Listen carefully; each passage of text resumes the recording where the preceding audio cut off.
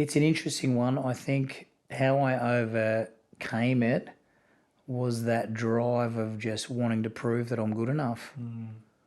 I spent my whole life trying to prove that I'm good enough. Yeah. And I don't know whether I've solved it yet. Do you know what I mean? Like It's not the journey of growth, it's ongoing, right? yeah, it is ongoing and the purpose and how that all changes. But yeah, I think, there was that internal fire in me to prove that I'm good enough and maybe help that little boy inside of me that's been upset for a long, long time. So as Yeah. much as like I see it all the time. I see all these men come in and tell their story and share their story, and mate, when they walk out, they're like, oh, they've just had the best therapy session for themselves. Yeah. So as much as we feel like we're helping others, 9 times out of 10, we're doing it to heal and help ourselves. Hey legends, welcome to another episode of the Interchange podcast. I want to take you back about 14 years ago. This is when I just dropped out of school. I was about 16 years old. And the reason I dropped out was because I just didn't fit into the school community. I didn't like the English, science and maths model that was being jammed down my throat. And not long after this, I turned to a life of crime and drugs. Had I have been given other opportunities to explore the pathways that were interesting to me, maybe this wouldn't have happened. Come back to today, and there is a man by the name of Renai who has started an academy called MOB, or Men of Business, which is helping young men just like I was to explore the things that they're interested in and in turn have a brighter future for tomorrow.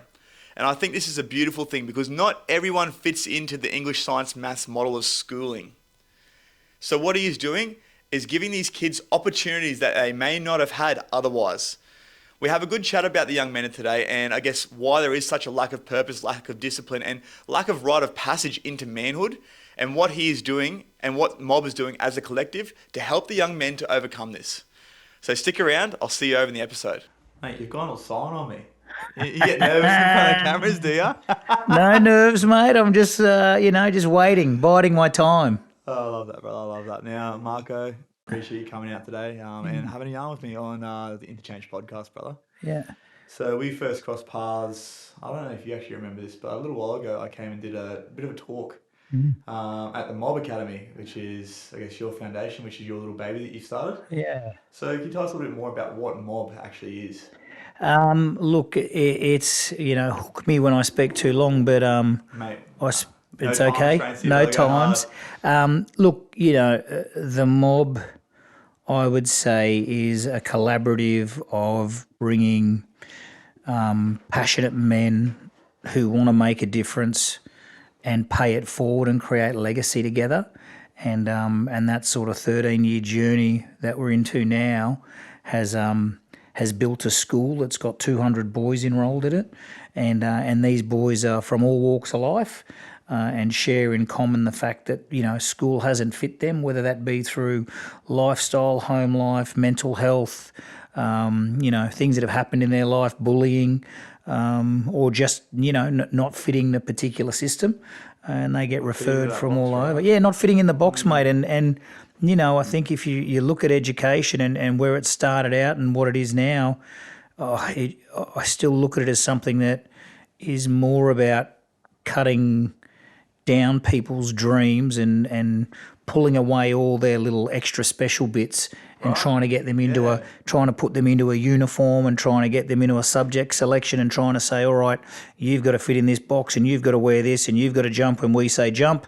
And then if you do all that right, we'll give you a good grade. Yeah, so do the 9 to 5, get a good job, work for someone else, put on your suit, 100%. get married, buy a house. Yeah, 100%. Have kids, the Australian dream. Yeah, 100%. Yeah, the exactly right. The Australian dream in the 1950s. Yeah, man. Yeah. Hey, hello. Sorry for interrupting your podcast, but I just wanted to quickly jump on and tell you about the must-have personal development tool for 2023, and it's called the Happier, Healthier You Journal. So I'll take you back to about 6 years ago. I'd just gotten out of jail for the last time and was starting my journey of personal development and growth. There was heaps of gurus, heaps of information available, but so much so that it became confusing. So I came up with the Happier, Healthier You Journal to help you to navigate what can be an absolute minefield. From the very get-go, you open the page and it'll challenge you to dive deep with self-assessments, daily activities and check-ins to figure out exactly where you're at, where you'd like to be. And then from there, the journal becomes the tool to help you to bridge that gap. So to get your hands on this, Click on the link below and don't forget to use Interchange 10 at checkout for a cheeky 10% off. I'll see you back over on the episode. You know, and now all of a sudden we're in 2020 and, you know, all of these industries that never ever existed aren't supported, aren't promoted, aren't inspired. We're still very much in the regular columns, and you know, I felt even inside myself through my journey, I just didn't fit the system, and came out with a bit of an anger against it because I just knew. I can feel what it did to the younger me. You know what I mean? It took my younger spirit. And my little boy that sits inside me, and it just gave him a good beating and made him feel like shit. So I think, you know, the full circle of that is it's given me this burning desire to build the most amazing school boys have ever seen, so that when they walk in, they're just like, holy shit, man, this is cool, and I want to be here. You know, I want to be a part of it. I actually want to come to school, and I want to learn, and I want to grow, and I want to, I'm not a you student. know, take that on. For a couple of minutes, and I want to be there, bro. Yeah, well, that was a cool place. Yeah, but that was what it was built from. I was like sitting there going, man, if I wanted to come somewhere, what would I want? You know, and it's like, okay, well, I want a DJ, and I want a barber, and I want food, and I want a gym. You know what I mean? Important. Food's Growing massively, boys. it's boys, mate. You know what I mean? And you guys have a great setup there with the kitchen and everything. And everything we've built now, and this will happen for the rest of our growth as we keep moving forward, it's actually being built because of what we've seen. So when we first opened the doors, I had 10 kids, and they'd all walk in with a can of Monster or Red Bull or a V, you know, a pack of chips, and that might have been breakfast, lunch, and sometimes dinner as well. You know what I mean? So you learn very quickly that, hold on, man, how can we even start if we're not even getting the basic foundations of a good life, you know, good nutrition. If we're not getting good nutrition, if we're not getting good sleep, if we're not, you know, getting to move a little bit and all those things, how on earth are we going to expect these boys to, you know, I suppose even just align with who they are, because they're wound up, mate. You imagine you have a 500 ml of Monster and a packet of Dorito chips, and then try and think that's the start of your Try and day. communicate. Try and communicate, and you know, so we learned very quickly, you know, by just watching these boys what we needed. And now, you know, like I said, 13 years through, but 3 years as a school, we've got lots of things in there that we're doing well, and plenty to work on too. You know, plenty to work on, because there's no one solution for all these boys. It's individually working with them, working with the families, working with, you know, these amazing mothers of boys who just, you know, are carrying the whole journey. You know what I mean? And men too as well. There's single dads, but families. Everyone out there is working hard and want the best for their boys, and we're just trying to support that as best we can. I love that, brother. Absolutely love that. Now, you said that, I guess, Mob was sort of born out of your own journey. Yeah. So can you talk a little bit more about your journey? So I guess you know, being a young boy yourself, transitioning into manhood, if you even had that transition, or what that looked like for you.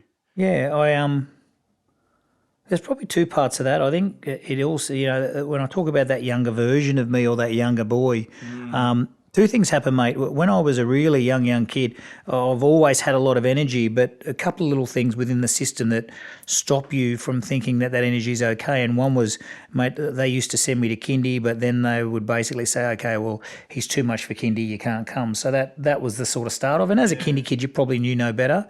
But by the time I got to grade 2, through my schooling, you know, basically grade 2, same thing happened. I got asked to leave school. So I left school in grade 2. I then entered another school, and this school now was in the Catholic sort of system. So, you know, their idea of discipline was, you know, you wear everything right, and if you don't align, you get the cane or you get the strap. So I had that, you know, we had that through to year 7. And mate, in that time, I was just, you know, I always look back and go, I don't even think I was bad, but I definitely had, you know, energy, and I definitely wanted to, you know, I think that bit of personality or whatever that just, you know, the system never liked. So you just got caned and you got strapped. You know, so I spent a bit of, you know, I ran away from school, ran away from home as well. I think all expressions of just wanting someone to see me for who I was. I know, you know, that whole start writing with your left hand, but you're not allowed to write left-handed. You've got to write right-handed. So I'm a lefty, but then, you know, I was told I had to write with my right hand. Fit into the box. Absolutely. Repeated in grade 5.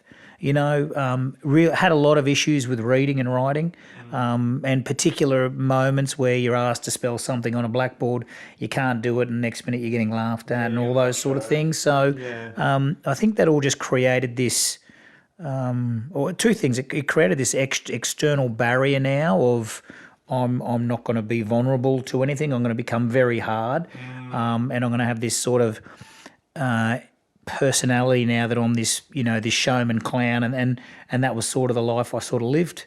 And that was really my school. Same thing. I had beautiful parents. I had a Italian dad and an Aussie mum, and the old man worked his ass off and was in hospitality. So he just worked hard. And mum, I have these conversations with her now. I don't think whether I didn't show them the pain, but they were busy too. It was just that was my sort of upbringing. And it just gave me, a bit of a hatred to the system. So that sort of burned a little bit of the rebel in me, and I sort of went through that and never thought my family was in hospitality. So to me, school was like, whatever, I'm just going to work. And I would work, mate. I'd scrub the dishes at the restaurant. I think at 16, I was behind the bar and working behind the bar, and that was my joy really. So getting into earning money and working hard was sort of what I chose as my goal. I think from a young age, especially like you said, growing up in that environment, getting shown that, hey, like you don't need school to make money, it would have given you that, sort of feeling of the system. Like, I'm not fitting into that box. Why would I want to go, right? Yeah, absolutely, mate. And I didn't think I did fit in, and everything from tests to assignments to understanding. I got diagnosed with ADHD, which take it this, I don't look at that as a label that worries me or whatever, but it gives me more understanding about when I get highly distracted by things. I understand who I am, and now I understand the best ways to work with it. But I think back then, there was no such thing as who you'd speak to, diagnosis about kids. Like I grew up in that sort of stage where, if you talked about a psychologist or needing to see someone, you're the crazy person, or that stigma around it, right?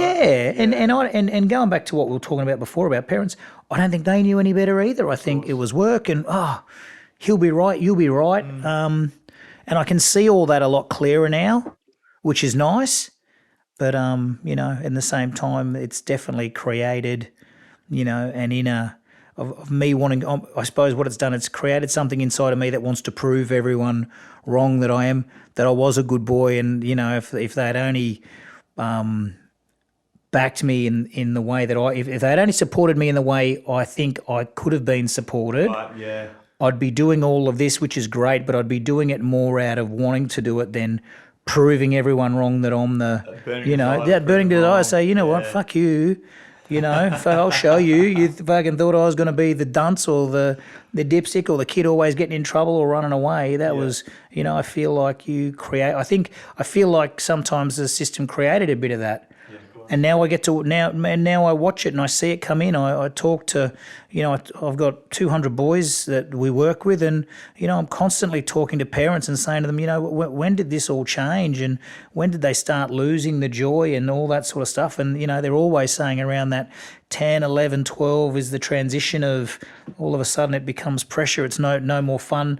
And now they're just trying to fit in, and they don't fit in. So they're like, what, if I don't fit in, I'm just going to play that card. I don't fit in. This isn't for me, and who cares, But it's like around that age, I feel like when school really starts to push that, I guess, expectation onto people that, hey, you need to know what you're doing. Absolutely, school mate. finishes in the next 5-6 years. Yeah, absolutely. You need to have an idea of where you're going, what you're doing. And then, mate, who on earth does? And you know what? I don't even think there's a right or a wrong. But what I believe is that the kids who know what they want to do and are set on them, great, fantastic. But that's just their journey. Let's make sure we've got journeys for everyone. And I'd like to believe the future of schools now is having lots of different pathways and all of them celebrated for whatever they are. Not just, okay, well, you're the uni pathway and you guys are the tradies, and helping them to actually explore their wants, their needs, their desires. Yeah, 100%. Yeah, 100%. So you left school at what age? 17. Okay, cool. So you got through to grade 12. Yeah. Sport saved me in a lot of that though. Right. So you were pretty sporty? I loved it, mate. And you know what? I think it was. I think it was that great outlet for me that, you know, I found, I played soccer, but then I found rugby union. Hey guys, sorry to interrupt again, but if you're liking what you see so far, don't forget to like and subscribe and share with your friends. Remember, all your support is really appreciated, and I'll see you back over on the episode. And then that just gave me a great outlet. I connected amazingly with the coaches, and then you find your niche a bit. So to me, it was like I dare say my last 3 years of school was all about just playing footy in the footy team and wanting all the to, stuff that comes with the footy team. absolutely, the great stuff. The culture, the bonding, you're there for each other, the amazing things that you build out of that. And I still have best friends from that team. Amazing. So that's really special. So that got me through school, and like I said, at that same time, I'm working hard in hospitality, and ready to push. Yeah, so hospitality. Yeah. Obviously, that's got a bit of a dark name around drugs, alcohol, Yeah. that sort of culture as well. Big hours. Yeah. A lot of stress on the body. Yeah. How did you navigate that? And I guess, how was the journey with you going from school into hospitality, being that you came from, I guess, hospitality background with the family? Yeah, look, family businesses are a challenge in themselves because you've got the expectation of you're working with your mum and your dad. I'm sure there's people who look at you and go, well, the only reason you've got a job is you're the son, and all that's So you know what I mean. So you fight with all of that, but I got stuck right into it.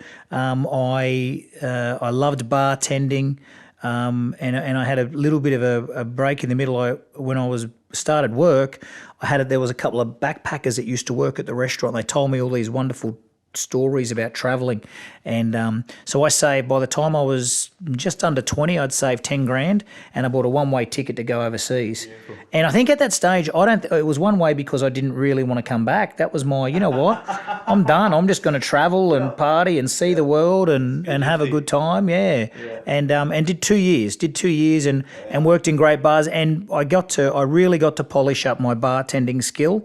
So I ended up in bars and started getting right into the flair bartending, cocktail making, and just got to work in these amazing bars where that was really appreciated. You earned great tips, you earned a great bar culture, but then typically, like you said, mate, during that sort of time, you end up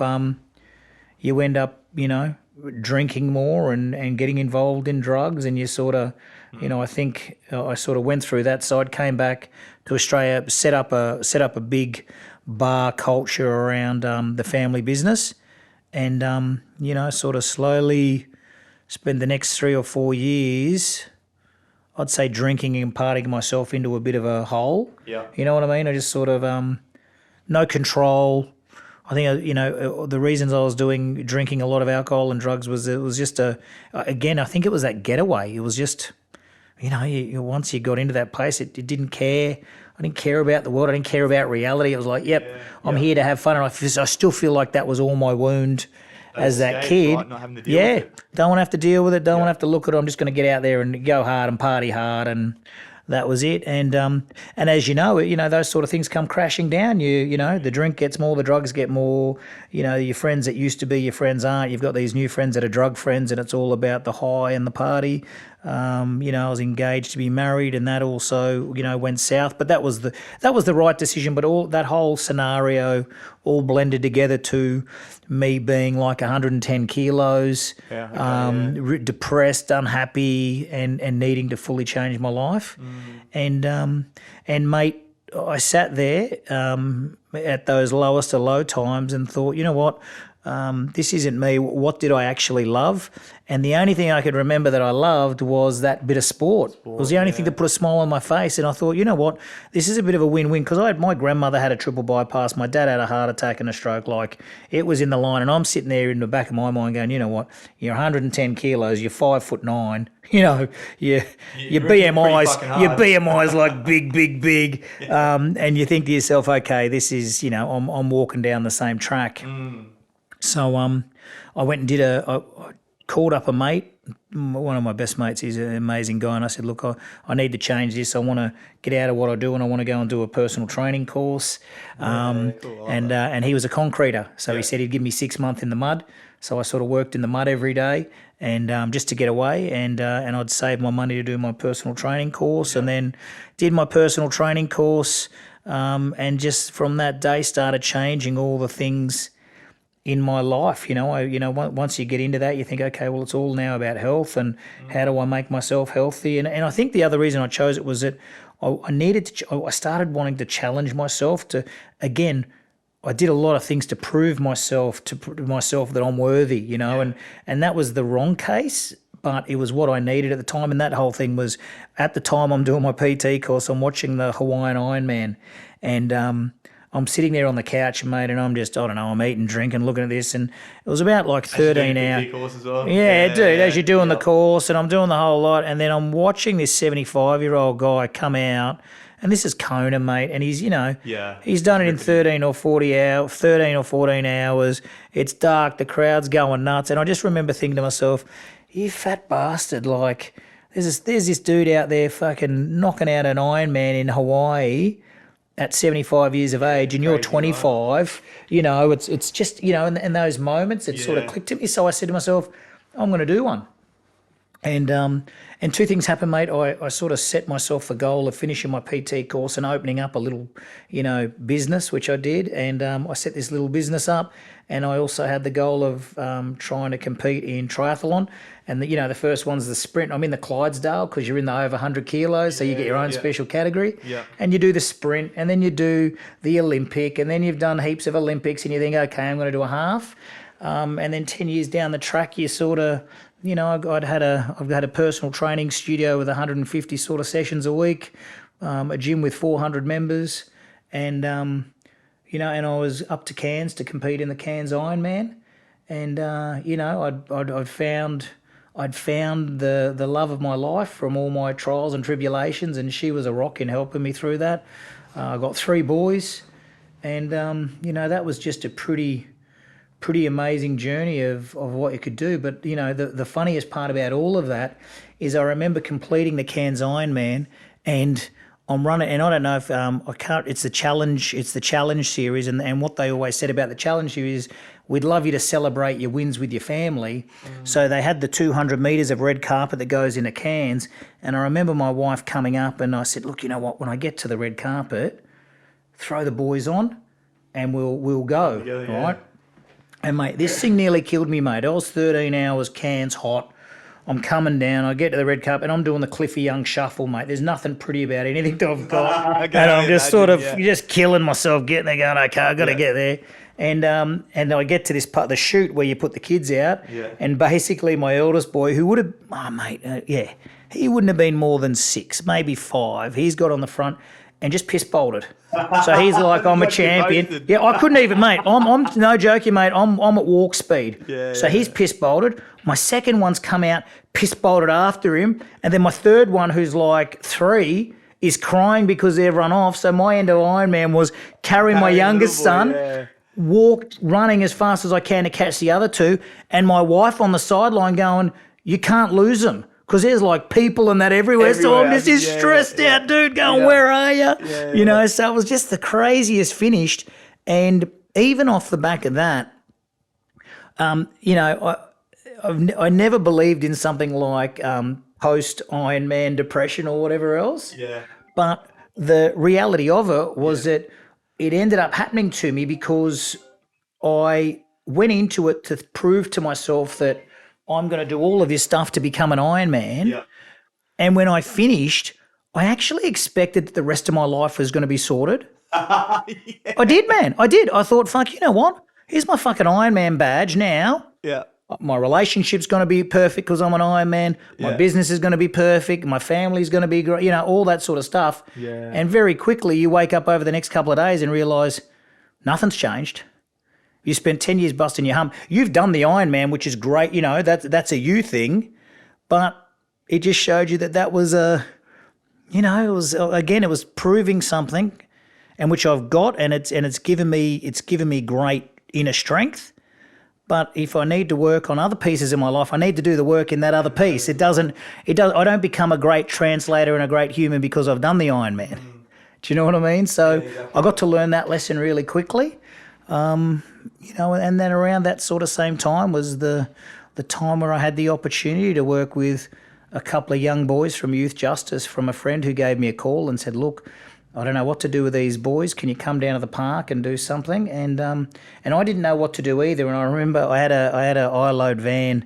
And back in the days we had CD players in the van, and I remember grabbing a rap CD. Yeah, I think it was like Jurassic Park or something like that. J5, yeah, I think it was J5, and I had a little CD, and I stuck that in the thing, and I grabbed a hat and I put it on backwards, and I had the music playing there because I wanted to be cool, man. And I jumped out of the van and said, "All right, boys, we're going to do some push-ups and some sit-ups, and I'm going to change your life," and just try to give it, 100% energy mania, and very quickly you saw a couple of tell you where to go, a couple of sat on the hill and lit up a cigarette, and a couple of did the session, And I remember finishing that session and realising very quickly after you do the session, then you sit down and you do a bit of sharing, and realise very quickly, man, that no different to the Ironman. We can do some push-ups, but man, that's not going to solve 10, 15, 16 years of tough life living, no men, no family, or everything that you could imagine that happens in the world.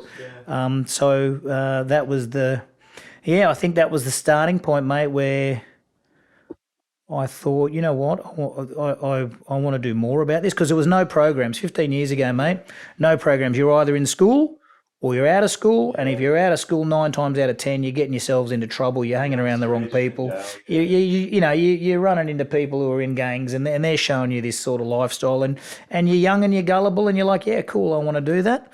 100%, and here's some money, and here's the cool life. Girls. Oh, dude, it shows beautifully. You know what I mean? That you don't get to see. Yeah, that's what I mean. You only get to see the picture perfect thing. You don't get to see everything that comes with it. But I think the blessing in all of that, and again, those joints was the parts in my life, was that when I look back, having something like that happen to me, coming from where I came from, and then thinking, okay, I'm going to go back to my community. And when you've got a gym, as you would know, you've got great people in your world that you might PT, and I had that. I had great people who were business owners and mentors and CEOs and all that. So I said to my dad, "Look, mate, I need you to cook up a big bowl of pasta.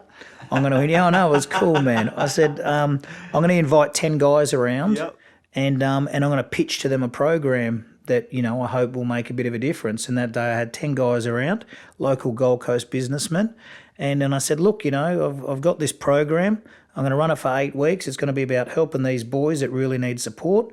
It's going to be passion, strength, emotion, inner strength, communication, what's a man, all that sort of stuff, an hour of training, but then an hour of mentoring. And then I need you to come in and share your story. No, I don't want the fake story. I don't want the the motivational Tony Robbins. I want the real shit. Give me the grit. And with that, give me $1,000. The money to come with it. Yeah, the money to come with it. And I did the same thing. I said, I'll put in 1,000 and the time to run it all. You guys all put in 1,000 and come and share over the programs. And, that day, 8 men said yes.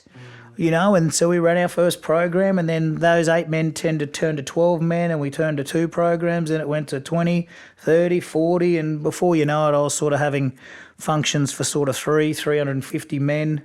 Wow. And raising up to $100,000 and running programs from Tweed Heads all the way up to Toowoomba, and all the while, mate, typical, and I take this from my dad, but the first, the work ethic of I would get up in the morning at 4, I would do all my PT sessions. Then I'd do my mob stuff at lunch, because that's when I worked with the boys in the middle of the days. The schools were at Firm. Yep. Then I'd drive back to the gym and I'd do my afternoon sessions. Yeah, no split session there. You go. Nah, mate, straight bit. And then, go home, fall over, rinse and repeat, do it again. All the while, my wife's raising 3 boys pretty well.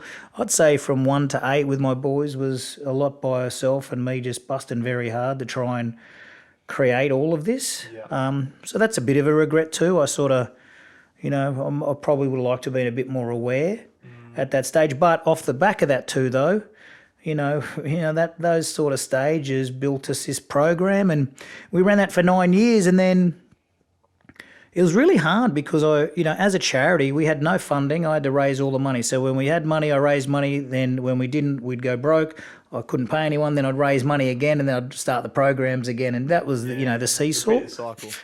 And I ran into this guy who came up to me and he said, look, I love what you're doing. I come to your lunches. This is awesome. And he was running a school at the time. And he said to me, let's go out for lunch. And I said, all right, no problem. Went out for lunch. And he said, this is great. I'm into it. I've seen what you've done with the boys. I've sat in the programs. I can't believe they're crying and hugging you in 2 weeks. And we've had them at our schools for years and they don't talk to anyone. And he said, how could I help? And I said, look, mate, to be honest with you, I don't know how to, make this, how to build something that I know is going to be here and it's just not reliant on, that's stable. Where's the stability in this? Grants and fundraising. Teetering all the exactly time. right. Yeah. It was all up and down. Yeah. And he said, man, you're doing all this work for all the schools around southeast Queensland.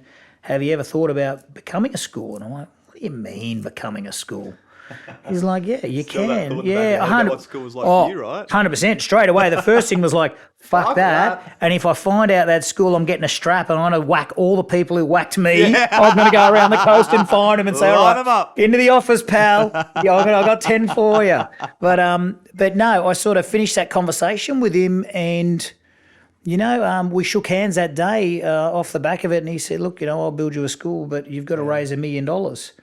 And, yeah, mate, that was just I suppose maybe that's where the Ironman and all those things come in handy because you sort of go, all right, if I went from 110 kilo, couldn't move, none of that sort of stuff to completing an Ironman, what's the difference if I'm raising 10 grand or 50 grand to raising $1 million? Yeah. And so we did that all through COVID. And at that same stage, mate, I'd sort of, by the time I would have probably just about raised all of it when COVID hit. And then my gym went from 400 members and all the PT studios to 0. And, mate, that was probably one of the toughest moments of my life where I sort of felt like everything was being ripped away from me. Because even when I had raised the money too, we'd signed the lease on the building and then we got a letter from school saying we're not going to let you open because it's COVID. So I'd sort of gone from, the business that I've spent my whole life building thinking that'll be our business and we can sell and all the rest of it, the PT studio and the gym. It was a gym PT studio. It was beautiful.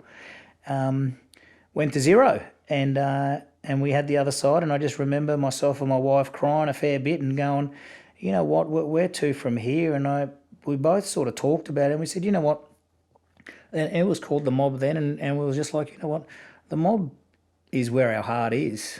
You know what I mean? Like the gym was a transition to it, but the mob's really where we are and what we'd really like to do. And, that sort of conversation led to, okay, well, we can't re-sign the leases. We're just going to close the doors on that chapter in our life and walk away. Oh, dude, it's hard. And there's still pieces of me that will, hold on to that for a long time. Yeah, for sure. But the second part of that was, we're going to, I'm going to 100% commit to the school. And that was just an unknown, mate. You didn't know it was going to open, didn't know we were going to get kids, didn't know we were going to get funded. But it was just like a all or nothing. The bridges are burnt, as people say. Yep. There's no going back. Burn the boats. And, mate, we opened the doors 2020 because we ended up fighting that letter and said, look, we're dealing with kids that need us.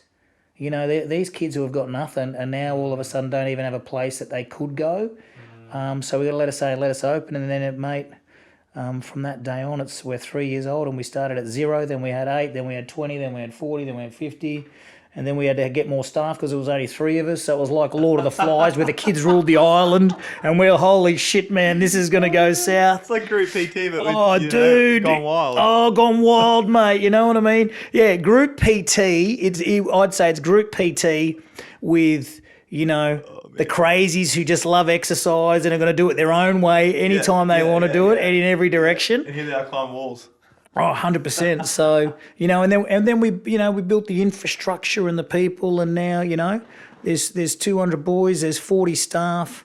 We've got full-time psychologists, full-time youth work, just a great variety of people who sow into these boys' lives and truly make a difference, One thing I've heard in that story you told me then was like the evolution of purpose. Yeah. So it was like first, obviously there was the purpose of helping yourself. Yeah. And then I feel like it was the ascension into the Ironman, which then led you the tools or gave you the tools to then help others. Yeah. And you were then obviously had the PT studio, and that felt like it was your purpose then. Yeah. But then it was like the purpose sort of, I guess, was fulfilled, and you moved on to then helping these young boys. Yeah. Was there ever a time in there where you had a bit of doubt around being able to, I guess, be the man you are today to be able to help these boys? Because I feel like, for me personally, I know there's probably a lot of people out there that struggle with imposter syndrome. Yeah. Like once upon a time, that was you, right? Yeah. So was there points in your life there where you had that bit of imposter syndrome, and how did you overcome it?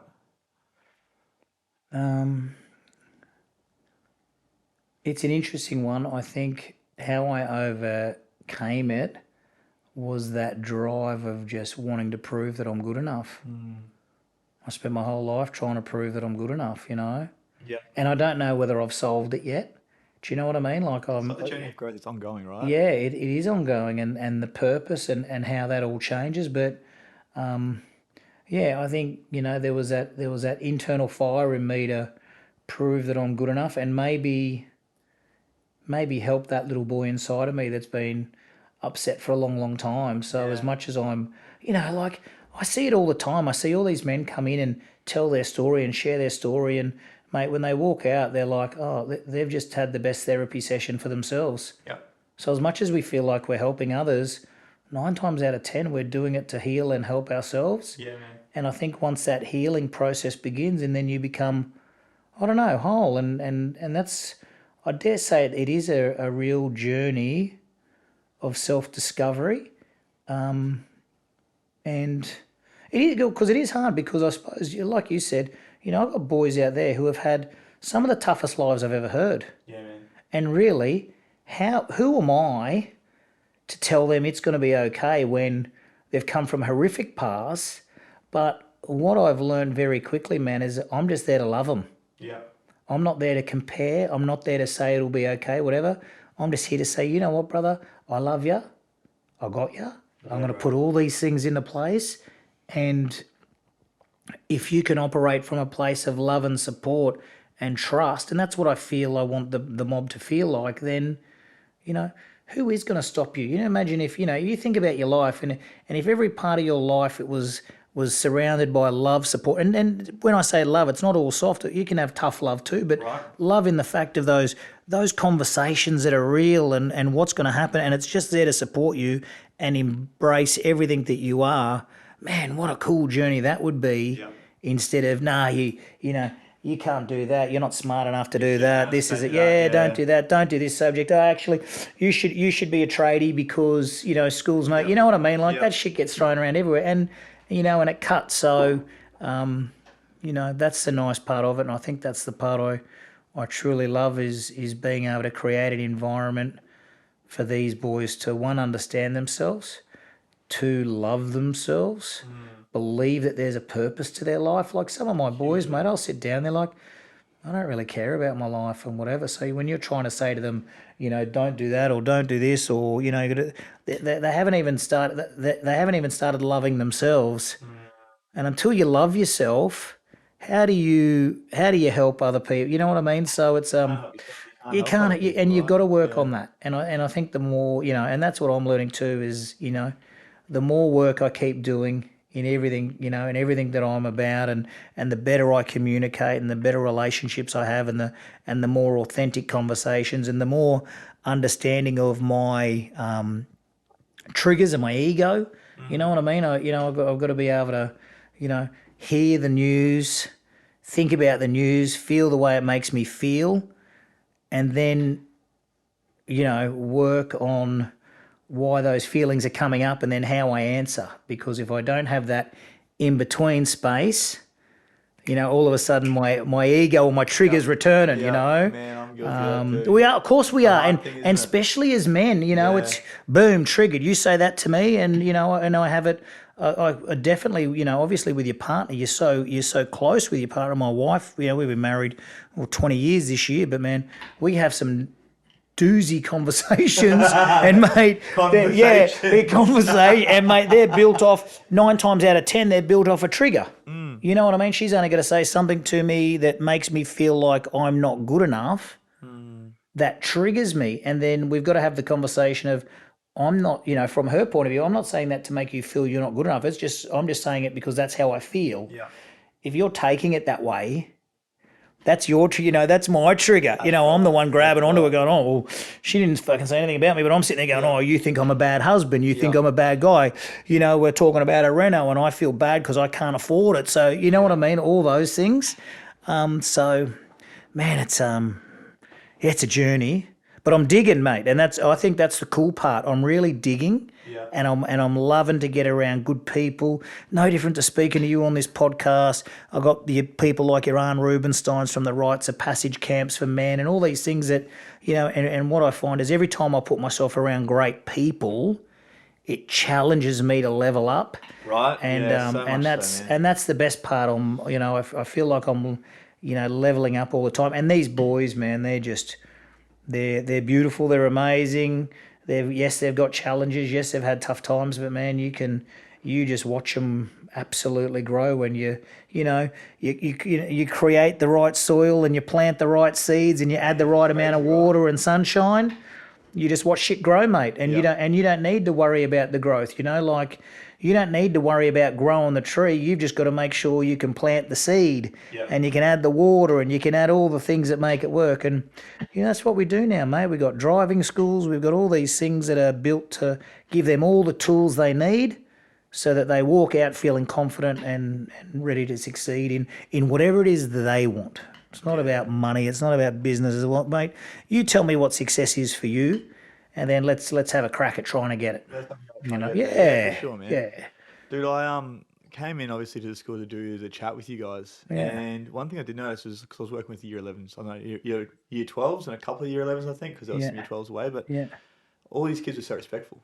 Yeah, they had that, that the manners, they made eye contact, they had all the traits of good men, and I can probably take a stab and say they didn't all show up like that. 100%. So what's the transition process for you from taking someone, I guess, that's like fresh into mob to getting them to that point where they're actually becoming men? Because that's a really crucial part in a young boy's life, that 15, 16, 17. Yeah. And I think about me, like when I was 15, 16, I left school, started smoking drugs, realised I could sell drugs, and that was what life became for the next 10 years. I was one of those ones that slipped through the cracks.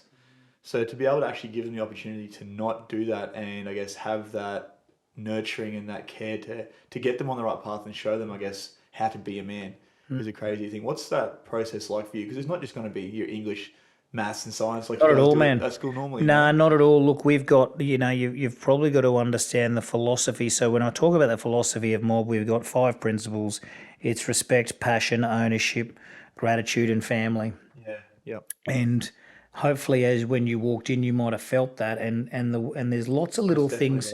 There's lots of little things that I do over time that build that into them. So, for example, when you walk into our school, so at the moment, I think the doors open at 8:30 for the boys to come in. I have 2 people on the doors to shake their hands and say good morning to all of them. Like it's an expectation of my team to shake a hand and say good morning. And again, it's just role modelling. Just role modelling, because they don't know what to do. Their first days, mate, the hoodie's down, no eye contact, whatever, and I'll grab their hands and I'll hold onto it, and then I'll lift their head up and go, man, good morning. Now I can see you. And then that, it won't say any more than that, let it go. But, you do that 2, 3, 4, 5 times, it happens, Then you're chipping away at where, at everything that they mightn't have learned or how they're feeling. And then all of a sudden they walk into a place where there's music and there's food on a buffet. We sit and share together. We eat together. Every term I do a team building event for the entire school. So we all do it together. So at the start of every year, we all do like an O week. So it's all cool activities, teachers, admin staff, everyone. Yep. And then we drive them out to Raw Challenge and do a 21K, or not 20, there's 21 obstacles. I think it might be 7 or 8K. The Raw Challenge. Yeah. Obstacle course. We all do that together, mate. That's big. Everybody. And the whole idea is that that's all just showing them that, man, that's what we're doing. No different to our uniform. We all wear a mob T-shirt. My staff wear it. I wear it. We all wear it because it's like, you know what? This is just who we are. This is our family. I'm no better than you, man. Don't call me Mr. or Mrs. Just call me Marco, because I'm not on top of you. I'm just a piece. So I think all those little subtleties that you go, you know what, we're gonna make you feel, that you're an absolute part of this, and trust in that when that happens. Because agreed, exactly what you said. By the time they're getting to me after 10 years, I reckon, like I said, primary school you get through, but from primary school, and my journey was a bit different, but I think most kids get through primary school, you got the same teacher, you're loved, you're nurtured, you're in the school play, everyone's doing athletics, you think about it. Yeah. Primary school, everyone's involved in everything. Yeah. And then soon as high school hits, you're in there with 2,000 kids, you got different kids, all of a sudden everyone's disengaging from sport, no one's getting up on stage anymore. You know what I mean? Like, fuck that, because it's all becomes about ego and proving and all that. And then these kids just close down. So by the time I get them in grade 10, man, they're just this, closed up, whatever's gone in those years have happened, they've been made to feel useless. So it's about, spending 2 years to get them to blossom. Sports, right? It's like they're cast to the side. Yeah. That was something I experienced through school. I'm sure there's so many people that experience that as well. So many, mate. And that's in the sports and that. What about the ones who just have had serious trauma in their life? Yeah. And you're expecting them to show up to school when you've got no idea, mate, here's a perfect example. I got 200 kids. We put all of them through a Connors assessment, and I've got 70% ADD, ADHD in my school. So, mate, how am I ever going to think to them, you've got to sit down all day and do these assessments and read these books? It's not them. So I've got to redesign and go, okay, how do I build a program for that? Yeah. And then you watch them flourish, so it's, it's again about care and understanding. But I think the other thing too with our model is that I knew when I started working with boys, it had to be, that's my niche. I want to be an expert in boys. I want to learn everything about boys. I want to understand everything because it's complex, and we're different to girls, and we learn different. So it's the nice thing about having the boys there is I can really focus the program on what I think they need, and, mate, so far so good. It's blown my mind, it's, and it consistently is blowing my mind, and what we're doing and how we're doing it, and and the community. Like, this community raised $1 million to build a school. So this school isn't even my school, man. It's the community school. Yeah. And they're all in. They're mentoring. They're giving jobs. The paddle we're going on. That's 16 teams already signed up.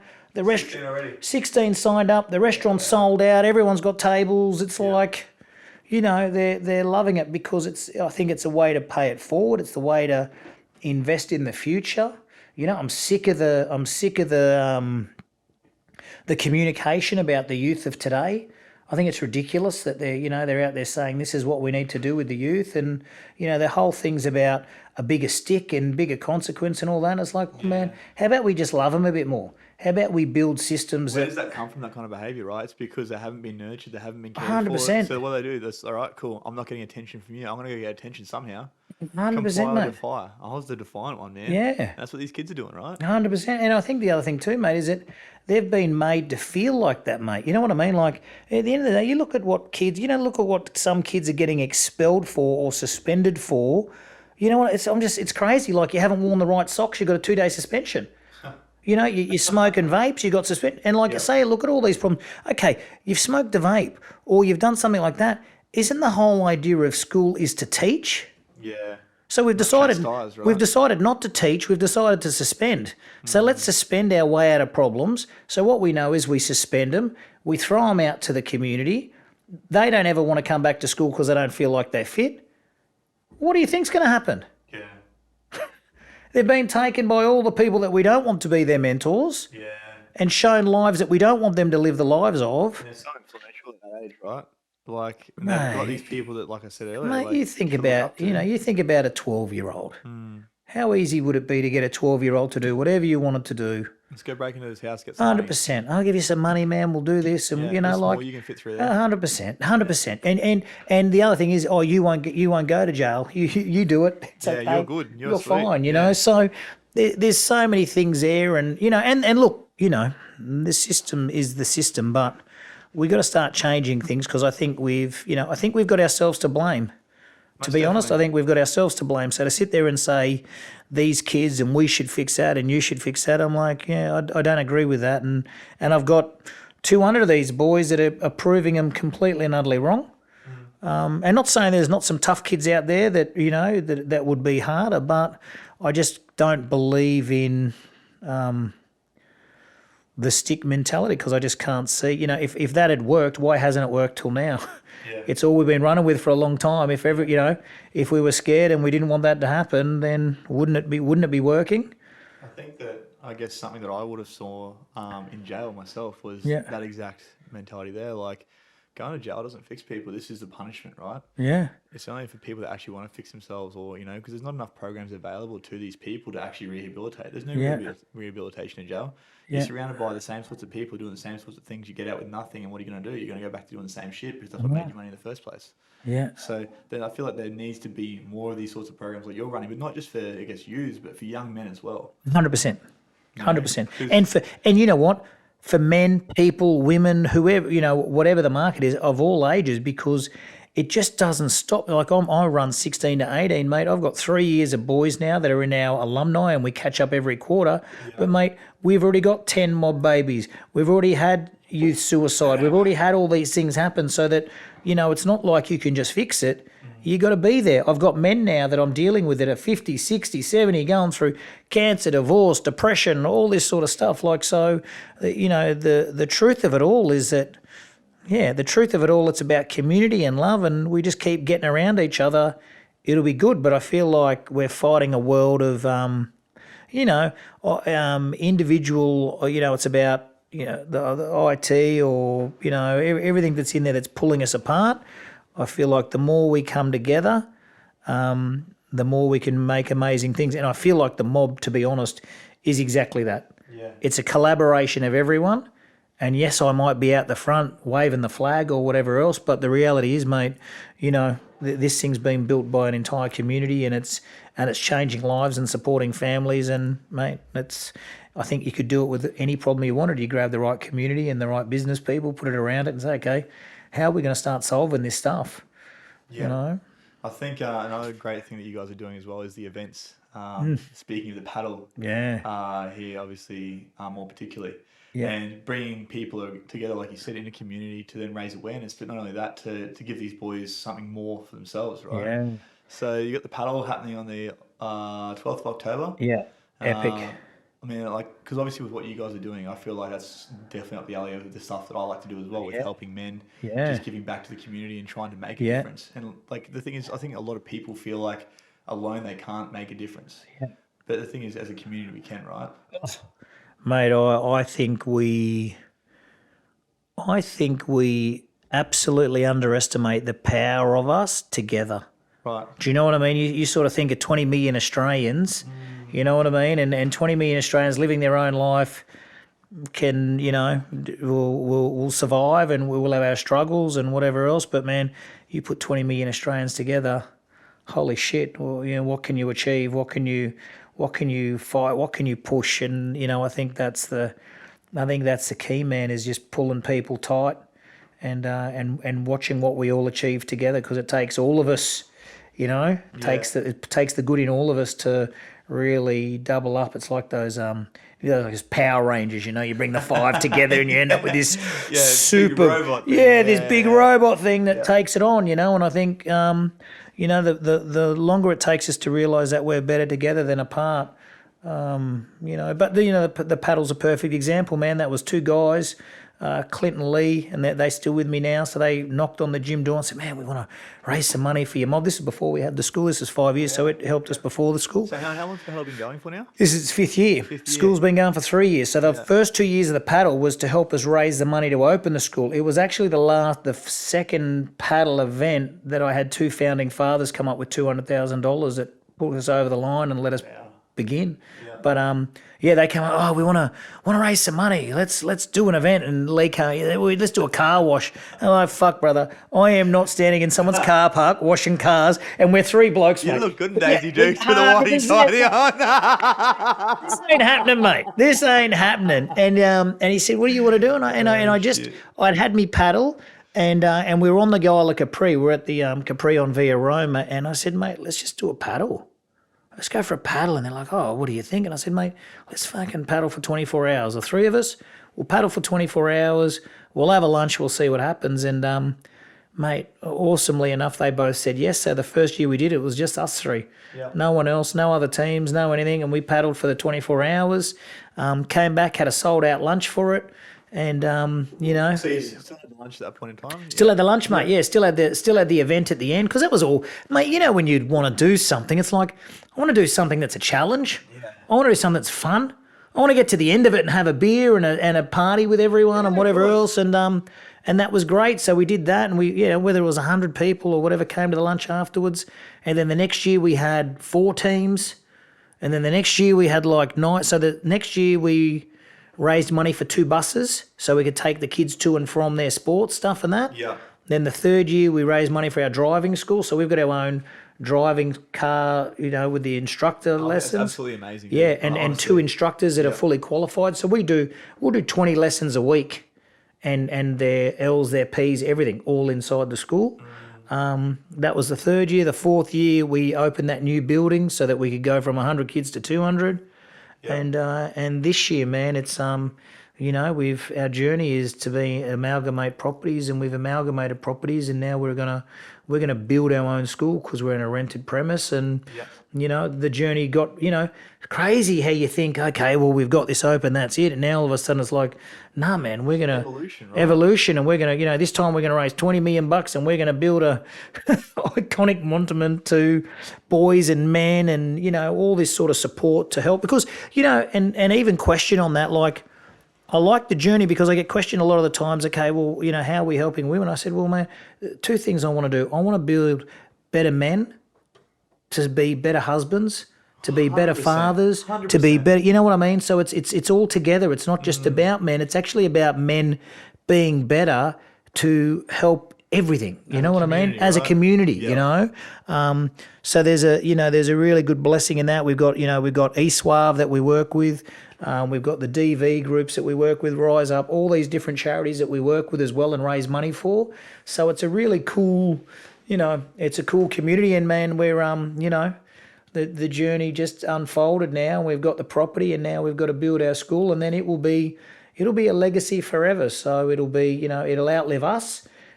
Because once you actually own the property and you've set the school up, it gets funded by the government, and we'll be able to look after families and communities for a long, long time, man. So Yeah. So obviously your role in the school at the moment, you're still obviously trying to build it. yeah, Where do you see yourself, say, 5 to 10 years from now, once the government can come in and give you guys more funding to help keep the school open? What would you say your role would be then?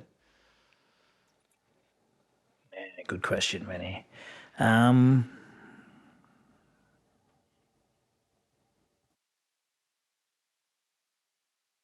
It's an interesting one.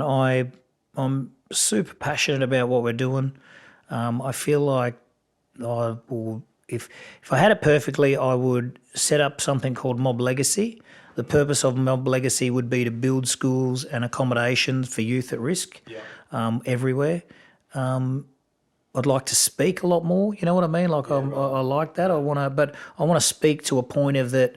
It's inspirational. Like the best talk I've done so far was to a bunch of grade 5ers. I had 100 grade 5ers in a room, and man, they just broke me. I couldn't believe it. I'm sitting there and I'm talking about it because a lot of my, I think it was that relating to looking at 100 grade 5ers in a room, telling my story, realising that was exactly the same stage I was when I was repeating. I was getting caned, and I saw the size of them. But mate, the thing that got me the most was I explained the mob journey, much the same as what we did now, but just really different to the point of, I had these boys that I had to help. They came from youth justice, and I wouldn't say what I did. I'd ask them the question, what do you think they need?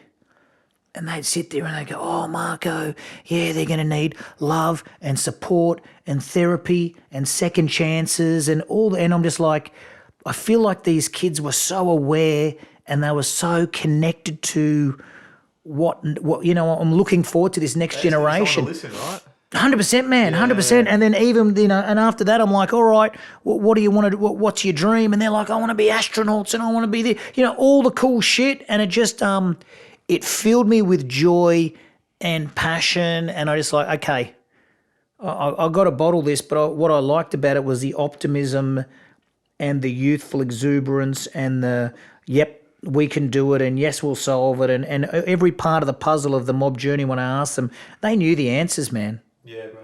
They knew what these kids needed. They knew they needed love. They knew they needed support. They knew they needed second chances, psychology, wellness, jobs, money, all this sort of stuff. Yeah. They knew it all. And I was like, it just blew me away, but also just got me pumped. So I think I came out of that going, you know what, if I can inspire people to, you know, use love as their business tool and you know, wanting to support more communities and come up, you know, and live, you know, even just live their dreams, man. That's why I say to my mob boys all the time, I'm like, boys, fuck, your payment to me one day when you feel like how cool mob was is you living the life you wanted to live. That's my payment. I want nothing more than you just sitting there going, fuck, man, he believed in me being a media content creator, or he believed in me being a rapper or an artist or whatever it is, and you've gone and done it, because then you just think, yeah, cool, you know, it's a win. So, yeah, I'd say that, mate, running a big, you know, a big charity that's just doing heaps of good and inspiring people to do heaps of good. To be honest, man, if I raise this $20 million and build this massive building, I'd also like to just spend a bit more time, you know, living. Yeah, right. That'd be pretty cool. You know, I'm close to 50. Yeah, just a bit of living. But never stopping, man. I want to be swinging from the rafters at 90 and, having, you know, like that's the joy part. So, yeah, I'd say, mate, if I, you know, just probably doing a bit more good, speaking a bit more, but also having some quality time, you know, where you can, you know, go for the surf, or you can, you know, do that. Because, you know, I think and I don't know for other people's life, but for my life, these first 50 years have been flat stick. Stick, kids, hard work, you know, ups, downs, things you deal with, whatever. And I'm feeling like with a bit of age, there's a bit more wisdom and I think authentic choice to go, yeah, I really want to take that opportunity, or I don't, and feel fine with that. Where I feel like in my 30s, you know, when I was in the gym, man, I was doing everything. I was speaking, I was talking. I tried to set up X Factor golf business. I was going to do vitamin water. I was just I had this entrepreneurial sort of thought pattern, which was driven, you know, I was doing the Tony Robbins and, you know, all of that stuff, this succeed to drive. And, you know, so I'd take anything on and do anything thinking that was the way I was going to make it. And, man, the truth of it was, once I came really 100% connected to who I truly am and what I love, mate, the best life I'm living is the life I'm living now. Yep. Yeah, I hear is that, the life I'm living now. And I spent so much time fighting for these other lives that I thought, like, the reason I started the charity, this was, you know, this is being honest, at 30 I was going to be a millionaire, mate. I was like, I'm going to be a fucking millionaire. I'm going to have all this and it was all bullshit. I had no idea what I was going to do. I was just saying it. That's what you wanted, yeah, right? That was what I wanted. I had no plan, no anything. So I'm going to be a millionaire. So it was all bullshit talk. But the reality is, mate, as I sort of stepped along that path, I felt like, I would say the first 20 years or 25 years, I felt like I was carrying the sleigh, two big ropes over my shoulders, and I was trying really hard to make it work. So I'm, you know, the hustler, the salesperson in there. The moment my wife and I said, mob's what I want, and it was truly authentically me, like it was no longer a business, it was no longer a sell, it was a purpose. Fucking the doors that opened and the things that happened, I've got 1,000 stories of how none of this should have worked. It did. And it did. Yeah, bro. And 1,000 stories on, you know, I need to raise this money, it's not going to happen, or we need to get that lease, or I need to get this, and boom, all of a sudden the phone rings, man. And it's like, oh, yeah, I've, you know, heard of what you're doing, want to give you 10 grand. It's like, fucking what? I don't even know you. What do you mean? You know what I mean? So, like, all things, like, endless. So, instead of me dragging it now, I feel like it's pushing you. Yeah, it's pushing, and there's no resistance, there's no anything. It's walking the path, and feels like a bit of a fairy tale dream. But with that came, you know, 50 people could walk in a mob and go, fuck, how good have you got it now, man? You got all these stuff, you got all these kids, whatever. The shit behind It's the scenes, 13 right? years, man. Yeah. 10 years of graft and days and nights, and people saying to me, dude, the reason you meant to set up a charity is because you're really well off and that's what you want to do to help people. You're doing it the other. You've set up the charity, you got nothing, and you're trying to do it. But it's yeah. Big thing that I heard you say there was around purpose, and it took you a fair while to actually find what your purpose was in helping other people. Yeah. For someone out there that might be struggling with finding their purpose, what advice would you give to them?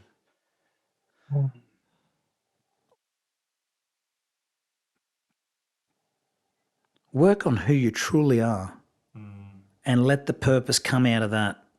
That's the advice I'd give, because I feel like, and you say it around, what's your purpose? I don't think you can answer that. I think it is a journey, and I feel like it's the, like the diamond, and you've got to go digging and whatever else. Yeah. I feel like you got to dig, and you got to go through the shit, and you've got to go through the things and whatever else, because I feel like now. I feel like I had, I never would have been able to get to where I am now if I didn't do what I did. So at no stage can I look back on my journey and go, I wish I never did all this and I just had this at 20. Because if you gave this to me at 20, I would have fucked it up. I would have fucked it up. 10 times over. Fucked it up, mate. So I think if you're living authentically and you're in alignment with what's in front of you, trust that that's going to bring out your purpose, because I feel like you're living it every day. And you're being challenged on it every day, and it's coming. So don't, because I get it. It's so easy to pick up a book and you read a book and you fucking, do these 10 steps and that'll find your purpose and whatever else. And then it nearly becomes more pressure. Right. Where I feel like, man, live your life. But the difference between when your gut and your heart are aligned and when you do, like if you're sitting there going, fuck, I hate this job and fuck, I hate this and I hate these people, whatever else. And that's your authentic self going, you got to get out of this sort of line. Typical, you knew it, I knew it. The friends you had when you were doing drugs and drinking alcohol, whatever else, they weren't authentically your friends. They were there for what at the time too. Of course you knew it, man. Of course you knew it, but you didn't want to see it. Yes. You didn't want to see it. So, I like, anything about, the whole mirror. I think if you can, stare through the mirror, man, let it go deep into your soul. And if that little thing inside you says that doesn't feel right, the time you go, I remember being a sort of 12-year-old kid and everyone's like, oh, still those chocolate bars from the candy store, it doesn't feel right. But you do it, it's going to make you look cool. You 100%, man, you stick them in there and you run out the shop and whatever else, but you knew it wasn't right, so I let that, I use that as a guide now. That inner voice? Yeah, that real inner voice and and the blessings. Oh, mate, I've been given a couple of blessings, and blessing number one is I'm a very passionate person, and my entire time, even from the age of 13 or 14, people would always come and speak to me. So I know I've always related well with people, and I've had no problem speaking, to the point of that.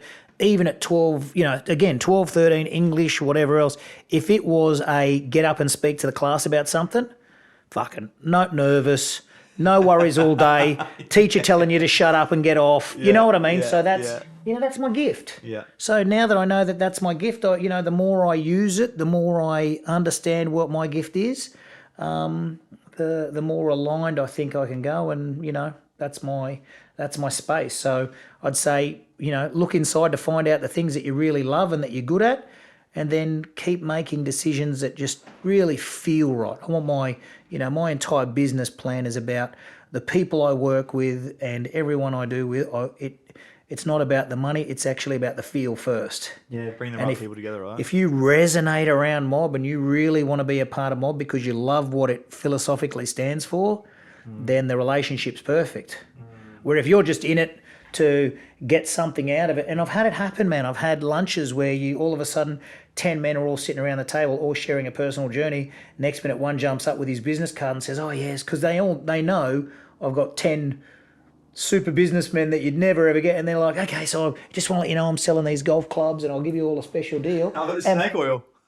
The snake oil's there, mate. And then, interestingly enough, I finish the lunch off, and then they'll come up to me and go, "Man, don't invite that guy back. Yeah, this isn't what mob's about." And the craziest part about, it's not about that, but all those 9 that resonated in the same level about mob are now doing multi-million-dollar deals outside of the room at their own time, but they all got brought together from the common cause. And, the school we built, the building we do, the fundraisers, they're all there. And, you've only got to, they want to be a piece of it. And, authentic living. But that's hard to find because we've had so much shit put into us as we were growing up with all the things that happened, all of those things, I think it's like a little, as you grow up, you're taking pieces of everyone else's wounds. And like losing parts of yourself, right? Of course, man, because you're not strong enough. You're young, like anything. You're young. You're vulnerable. Yep. It's not. You think about it, you when you were young, your old man could tell you anything. And you're going to believe it, man. If your old man tell you that, so if you think about Makes me feel bad about the shit I tell my son nowadays. you know what I mean? They're believing it, man. They're believing it. So they're honest. They're so beautiful in their 100% honesty that they will believe pure, anything. right? They're pure. Yeah, man. So you think about it. If you look at everyone's life, so say, and I look at sometimes these boys who have gone through a lot of trauma and think to myself, man, imagine if that was me at 5 and I've been delivered those messages. These things are happening in my life. This is the struggles I'm dealing with. Man, I'm just stoked that you're even here, bro. Put yourself in their shoes for a You second. put, and it's when you do that, wowee, it changes. It changes. Like I think it'd be the same if I said to everyone now, okay, let's get all these boys from Youth Justice and the kids that stole your car and whatever else, and you take away the fact of whatever they did, and you actually say, man, give me your story. I'm telling you now, mate, I don't think there'd be too many people sitting on this side who wanting to throw the stones would couldn't feel the compassion of far out, That's tough. There's some tough life out there, and it's easy in our houses and through our frickin' TV screens and our computer screens and whatever else to pass judgment. But like they say, walk in someone's shoes for a day, and then understand it. So 100%, brother. they're all the they're all the pieces. Something that you continue to bring up is around these young boys being an influence in their life. Yeah. Do you think that doing this with Mob has really helped you to step into the shoes of being the best father you can as well? Yeah, funny. So funny, man. Definitely. It definitely is, man, because there's two things. I'm getting to see things that are out there, but I'm also getting some really honest father lessons. And I tell you, it's harder dealing with my own 3 boys and 180 kids. Yeah. And the reason being is that with those 180 kids, I have yes, I'm emotionally invested, but it's, I'm sort of like, oh, you did that. Oh, you did that. No problem. Put all this serious. My kid comes and tells me the same shit. I freak out. I turn back into my old Italian. Right? It's crazy. What the fuck are you doing? Do you know what I've been doing? I'm working hard and I blow up and I'm just like, bro, I've done I it catch all. myself doing this to my son all the time. You've done it all wrong, man, because all of a sudden you're using fear again. Yeah. We're using fear as a tool. I don't want to use fear as a tool. My wife taught me that lesson when my eldest boy was probably 6, and typically I'd come in, out of the house, listen to your mum, and she said, she pulled me up good actually. She said, Marco, what is it that you want long term for your relationship with your boys? I'm like, man, fuck, best friends. Right. Best friends, that was it. And I think most dads would say the same thing. Want to be best friends, want to be there for them, want them to share whatever else. And she said, well, at the moment, they're not going to tell you anything because you're just scaring them every time. Yeah. You're using fear and the big voice and the how dare you and whatever else. And broke my heart. Yeah. Broke my heart. And still doesn't mean I get it. I know. Son, bro. I know. Crazy, right? I know. And that's so, it's, man, I think typically as men, we're so emotionally charged and we're working so hard and we're pushing so hard that we lose.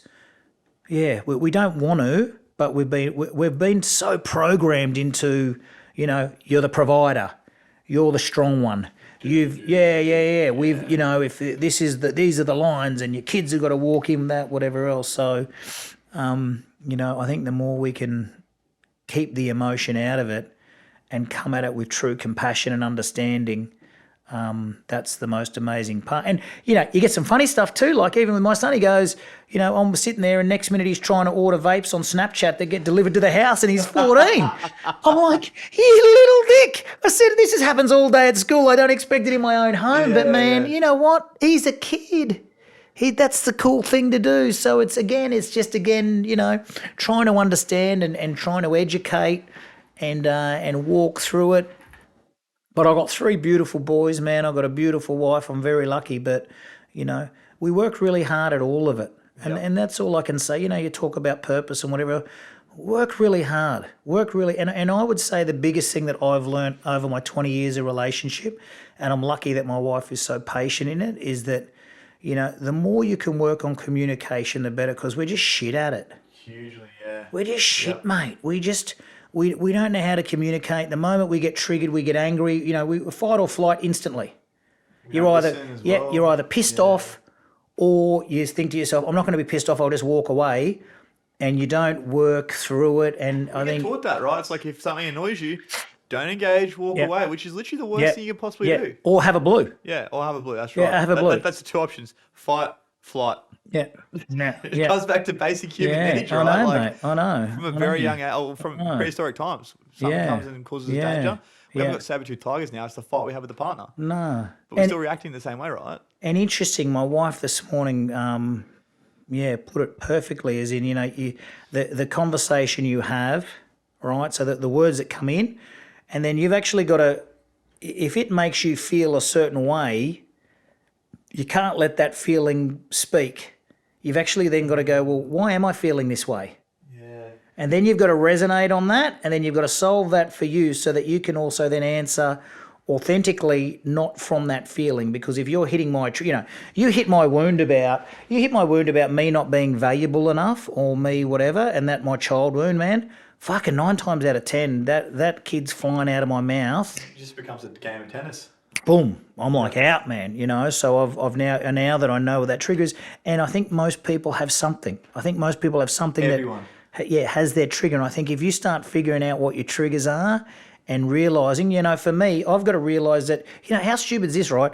I've done all these things, I've won all these different awards, whatever else, and I still have this thing inside of me that feels like I'm not good enough. Right, yeah. Like, how crazy is that? Crazy, yeah. And you know what? Even without all of those things, I was good enough at the start. Without it, good enough, right? you were born good enough. Yeah. Everything was good. Like you've got it all, man. But you don't feel like that. Yeah. You don't feel like that because you've seen the Joneses and you've seen what everyone else has, and that reflects on you. And then you've then put yourself in this pecking order, and then it's about proving to everyone, where the reality is, man, you're good enough, you're beautiful enough, you've got everything you need, and if you can work from that space, and but it's complex. It's complex. Life, isn't it, man? It is. Life, It is. But simplify and working on that shit. I suggest that to all the men out there, man. Like, just learn and try look into yourself and why you've got the reactions you have, and why you're making the choices you have. Whether it be about drinking, whether about all those things. You know what I mean? Like, all of a sudden you're sitting there every day and you're drinking every day. You've got to ask yourself, well, why am I turning to a beer every day? What is it? Is it boredom? I could Is quit it if I fear? tried. It's an of course we all can, you know what I mean? But the reality is there's a lot of habit in there, but 9 times out of 10, for me it was nearly, I think it was like, I think boredom was a piece of it, and like, okay, and because I think I've been 11 months now, and I've done lots of times training, but this one has been like, okay, I want to do a year of just no drink, get through a birthday, get through a Christmas, get through all these different events that you get through without having a beer. Yeah. And, mate, it's crazy the anxiety you feel, especially if you've got 10 mates and they're all catching up. Even Social events, because you walk, and the hardest part's actually leading into them. Because the truth of it is, thoughts, right? Oh, mate, what if this happens? What if that happens? What if she's there? What if who's there? Fucking oath, you're your own worst enemy. You're like, so you build it up so bad in yourself, where the reality is, no one gives a fuck. It's your life, mate. You know what I mean? If you want to drink a Coke, you want to have a beer, you want to have whatever. Yeah. And of course there'll be a bit of peer pressure, but I felt like I was harder on myself about it. Oh man, I'm going out with these boys. I'm not drinking. They're all going to have a drink. Oh, yeah. What are they going to think of me? And hold on, that's not who I am. I'm the party guy. And oh no, now I'm turned all like so much inside dialogue that that you fight with and you go through. But man, that's mate. I don't know. I hope all the people out there listening don't get too confused over the journey, because it's deep. Yeah, man. That's life, right? It's literally a never-ending journey, and this is the thing I love is like we have these little moments. Like I'm sure you've had multiple moments where it's like I thought I was good, and then something pops up and it's like, oh, there's an opportunity for me to work through it. And that's what personal development's all about, right? Dude, it's amazing. And the other thing that I think is really cool is that if you don't learn the lesson, it's going to keep coming at you. Oh, 100%. So you just watch. Keep repeating. Why are they repeating? You just watch this shit blow up in your life endlessly, and it's all the same shit. But I think it's about awareness. I think we just become more aware and go, okay, yep, this has happened a few times. I'm now gonna dig into it a little bit and work on yourself. But I think it's the best journey. I spent so much time on the journey being external. This internal journey is really exciting because it's bringing me so much more peace, man. And to be honest with you, I don't know, like peace and happiness, to be able to sit somewhere and just be happy and at peace is just, that's sort of it's bliss, it's your nirvana because you're so wired to go and I've got to do this and I've got to do that. So, yeah. Comes back to that, basic need, and I think something that you said there as well was, you drink because you're bored, but where does boredom come from? Come from distraction. Distraction comes from not wanting to sit with self. Absolutely. You're exactly right, man. Usually. I didn't want to sit with myself. I didn't want to have the thoughts. I didn't want to have all that. And it was just easy. It was easy to, drink, smoke, whatever else to just take, you're right, to escape. Absolute escapism. And, but then, and I think the other part is just accepting to face it, man, because it is so much easier to run. Yeah. It's run away, right? But if you run away, it's going to keep chasing. It never goes. Never goes. Where when you stop and you got to work with it, and then you get through it. It builds another sort of strength muscle up, and off you go. Love it, brother. Love it. Now, Marco, before we finish up, mate, to all the young men and the young women out there listening, what would be the one piece of advice you would give to them if it were to, I guess, starting their journey of personal development, wanting to make a change in their life? What would be one thing you would say to them or like to say to them?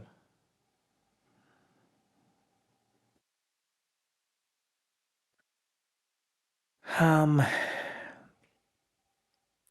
going to go with two. Man, go with three if you want. Yeah, I'm going to go with two. Give 'em I all to me. feel like, for me, the healthier I am, the more in tuned I feel in myself. Mm-hmm. So when I'm really eating well, training well, meditating, paddling, swimming, all that, I feel like I'm very close to my true self. Yeah. So I'm either there on my 1 to 10, or if I'm at completely the other end and I'm eating wrong and I'm sleeping wrong and I'm not training and all the rest of it, I just feel like shit. I don't think you'll ever find yourself in that state. So if you're trying to truly find yourself, clean up. And then and let that come, and then the other thing, man. I just want people, lead with your heart, just trust in your heart. You know what I mean? I think it's just, for me, the whole school's been built on love, and I just think the more we come from love, the better we're at it. And so I'd say, get really healthy, and then let your heart make the decisions that it wants to, because then it's coming from a place of passion and truth, and Now, if people want to find you, Marco, where can they find you? And do you want to do a little plug here for Mob as well? Yeah, well, look, Mob Academy. If you look at Mob Academy, everything's on our website. You want a mentor, you want to come in, you want to see what's going on. We've got the paddle coming up, so if you want to help us build our school, you can sponsor Ben and the team. They're paddling. Benny's paddling for 24 hours to help us help us build the dream and support a lot of young families at risk. So jump on the Mob Academy, and really, if you're on the Gold Coast, we're in 5 Nerang Street. You just come in. It's not a it's an open house. So you want to come in, have a cup of coffee, say hello, see what we do, how we do it. You're more than welcome to. Okay, cheers for coming on, mate. Awesome, brother. I believe in absolutely everything you guys are doing. I love everything you're doing, because I think the world really does need more people that are doing more like you guys. Yeah, and you too, man. This is a special space. I commend you in the courage to set something like this and have real conversations that 100% are changing how people are. And, I get to see all those things on your wall, man. And The Iron Man's on there, brother. I saw the Iron Man The on Iron there, Man's on there. man. I see your public speaking, your clients, everything you're going to do, man. It's coming, and you're creating this because, again, like we talked about, you're authentic in what you want, and all those things align to everything you want to do. So it's going to be cool just to watch your journey. Appreciate you, brother. All right, man. Thank you, my man.